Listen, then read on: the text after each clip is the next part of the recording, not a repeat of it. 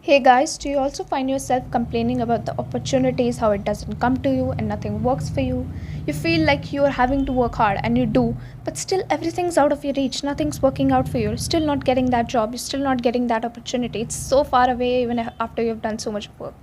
Trust me, opportunities are all around you. You're just too busy in the everyday life to see them. You're blinded. That is why incorporating slow living is so essential. Opportunities, they are near you. They're so near you. There's signs everywhere. There are opportunities everywhere. You just have to take out of that blindfold and just see, observe. You'll find them. You'll find hundreds of them. So there are mainly two reasons why we are blinded to see the beautiful things around us and among us. So first, it's the obvious social media. It obviously decreases our attention span. The brain rot. Come on, it's all over the internet. It's being highlighted so much now. So your phone, like we take our phone inside, we use our phone inside and outside. Whenever we go to a party, dinner, cafe, whatever, we have our phone with ourselves. Even if we're driving to a certain place, we're constantly on the phone, we're checking things. And if we are having dinner, we're looking at the phone. If we are with our family, we're looking at the phone. If we are friends, we are with our friends, we're still looking at the phone. If we're on the streets, we're looking at the phone. Whatever you're doing, pay attention to that. Like, put all of your attention, divert all of your attention to whatever you're doing. Please put down your phone, eat your food, and look around you. Put down that phone and talk with your friends, talk with the family. Put down that phone and observe the streets. Put down your phone and watch the beauty around you as you drive. Put the phone down, please. Put it out of your reach. We're just so immersed in this artificial world, and I'm not saying it's entirely bad. Trust me, it's so inspiring. There's so much motivational content out there, and there are people who are teaching you great things, and you, like, if you see something and you're like, yes, I want that, so we're getting our wants from there as well. But I'm just telling you to put some boundaries, keep a balance. When you need to use your phone, you do not need to go to a cafe with your friends, with your family, and constantly check your phone. Why? Are you a business person? Do you constantly have to go on the phone and just check what business deals, what business leads you're getting? No, you don't have to do that. You just go on Instagram, Facebook, YouTube, Twitter, whatever, and you go and scroll there. You see what's up going around in the world. Please see what's going around you in your world, then check the entire world. Second reason is our thoughts. So restricting thoughts and limiting beliefs like fear, doubt, pessimism, hate, etc. All that thoughts, they are like clouding our vision. Okay, stop that noise and look around. You're breathing, you're alive, everything around you is alive. Every one of your thoughts, every one of your emotion, limiting belief, they're a glass through which you see the world. So imagine, like, hate is red. This, I'm just assuming, okay, hate's not red, there's nothing sort of that thing. So hate's red, so you put on that lens that's red in color, you will see the world red, you will see it tinted red, because that's what hate is. But then if you put off that hate, you put on fear, that's purple, so you'll see the world tinted purple. Self-doubt's blue. When you put that lens on, put that glass on, you will see the world tinted blue. So whatever thought, whatever belief, whatever emotion you're putting, whatever lens you're putting on, you will see the world as such. But what we need to do sometimes, we need to take those lens off and just look around. Everything in the present moment is what it is. All magic happens now. Even if you feel like now is simple, it might become a very cherished memory later on. You never know. Like, you might be going to school one day and something of that sort happened that would become a cherished memory. But later on you would be thinking, oh my god, it was just a normal day, I was just walking to school, but that happened, it became a good memory, it became a good story to remember. So any normal thing can become amazing. So all right, now that we're done with the reasons, let me tell you this great thing that I heard somewhere. It's called the red car theory. So those were all the reasons why we are blinded to see the beautiful things around us, why we don't see the opportunities around us, the signs around us, the ideas around us. Is because we are clouded by social media, brain rot, and secondly, our limiting beliefs and thoughts, mainly fear, self-doubt, hate. So we need to take it all off and just observe the present moment. Just observe the stillest of the things. So the red car theory. So basically what it is, if you're going to your work, let's say you work school, you're going to school today, and once you're back from school, I ask you, how many red cars did you saw today? You'll be like, none, because I didn't pay attention to any red car. But then if I tell you, like, go to school tomorrow and tell me how many red cars you saw then, Now we'll go to school tomorrow and you will start observing the cars. And whenever you will see a red car, you'll count it. Like, okay, I saw this red car. Okay, that's one. Then that's two. That's three. So you'll come back and you'll say, yes, saw three red cars today. So that's what it is in real life also.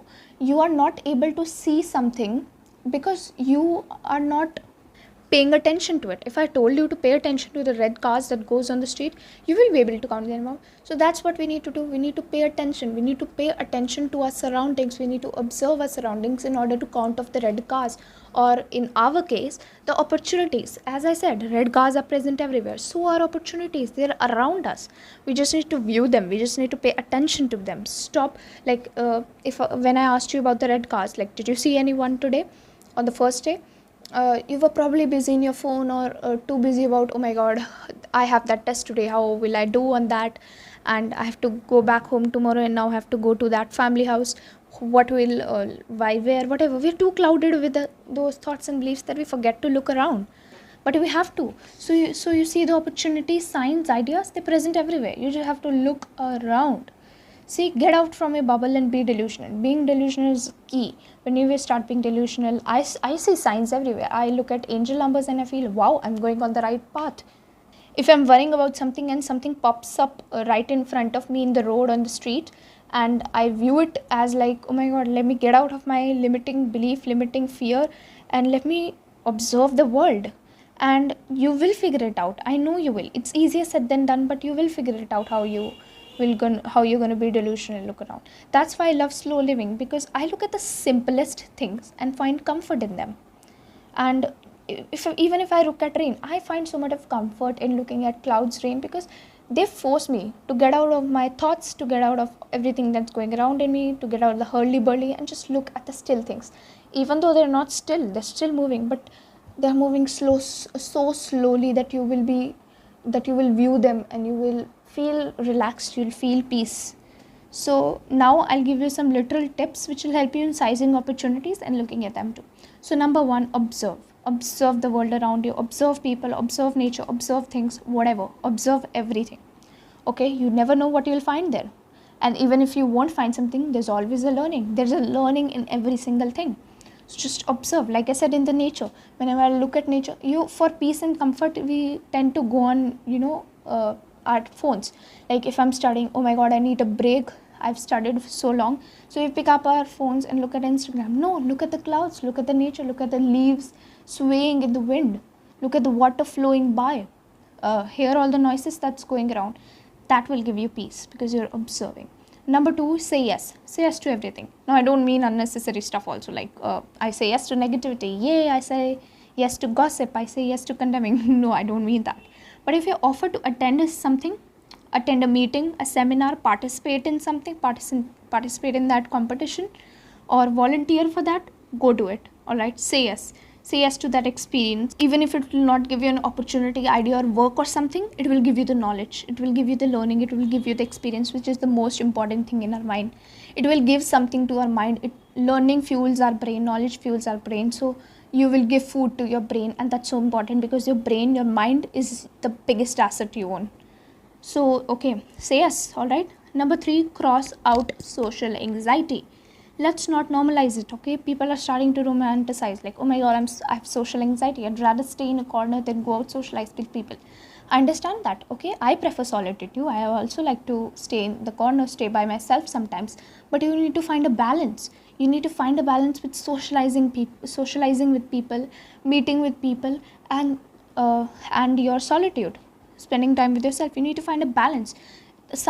Anything in huge amounts or little amounts, it's harmful to us. All right, so that's why we need a balance. And if you have social anxiety, try to improve. Okay, everything's hard at the beginning, but once you've climbed the first step, it's going to be simple. You might find it hard that, oh my god, how do I make that talk, how do I tell them that I want to participate, I have social anxiety, I can't do it. No, say I can do it, I'm going to do it. Take that first step. The first step's always going to be so difficult. Trust me, it's going to be difficult. That's how our mind works. We find the first thing difficult, but it's an illusion. Take that first step and trust me, you're going to want to do it again.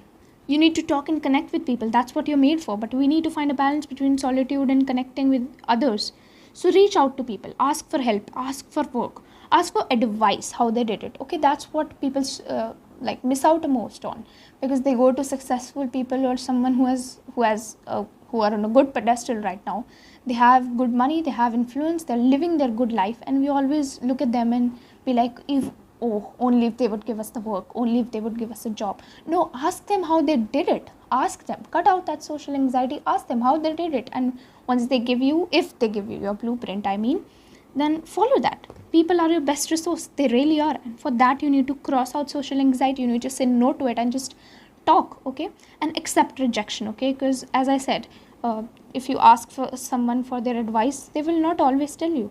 People are going to say no, but it's fine. You need to accept rejection. They're not the last person on the earth. There are a billion people out there, and you might be lucky enough to meet at least 1,000 of them, but still thousands are a huge number. So go out, talk to people, and if they don't want to talk, stop. Okay, don't. There are many people around the world. Start by making small talks. Okay, if you are like worried about the first step, start by making small talks. If you go to a cafe, start making small talks with your barista. Or if you go shopping, start making small talks with the cashier. There's so many videos online and they're going to teach it better than me.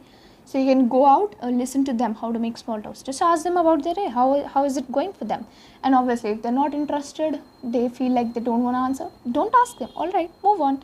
They're not the last person on this earth.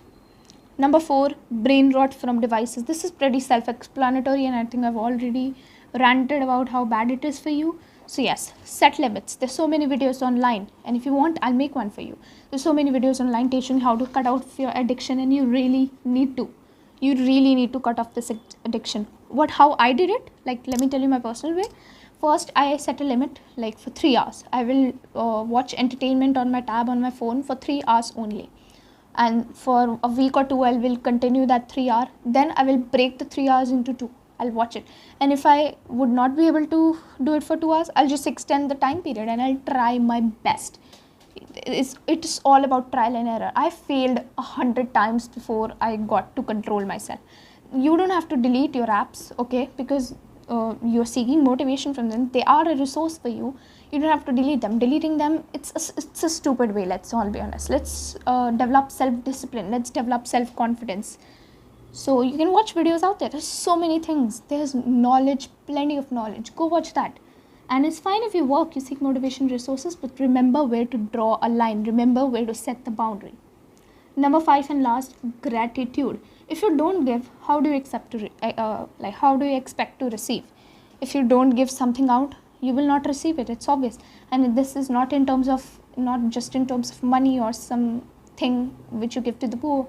It's also gratitude. You need to be grateful for where you are now, for what you have now, in order to receive things in the future. Like when the universe looks at you, when you are giving out gratitude, like you're genuinely grateful for what you're having, because trust me, you are grateful for. If you have it, you're definitely grateful for it. You will definitely be grateful for it.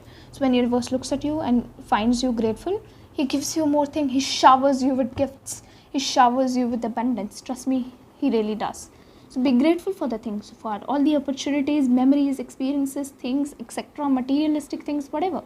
Don't be the ungrateful little brat, all right? If you think you have nothing to be grateful for, look around. Look at yourself. Look around. There's so much. Look at yourself. You're breathing. You're standing. Be grateful for that. You're sitting. Be grateful for that. Your heart's beating. Be grateful for that. You have a loving parent. Be grateful for that. And even if you don't have a loving parent, like you don't have someone who loves you, be grateful for your parents. Some kids are there who don't have parents. They don't have it and they would die for it. All right. So you need to be grateful for it. So that was it for today. I hope you all learned something or the other for the video, and trust me, you must have, because this is so important. You need to stop complaining. You need to look around. Opportunities are everywhere. Ideas are everywhere. Signs are everywhere. They're all around you. Maybe it's sitting right next to you. You never know. So I'll see you next week. Bye bye.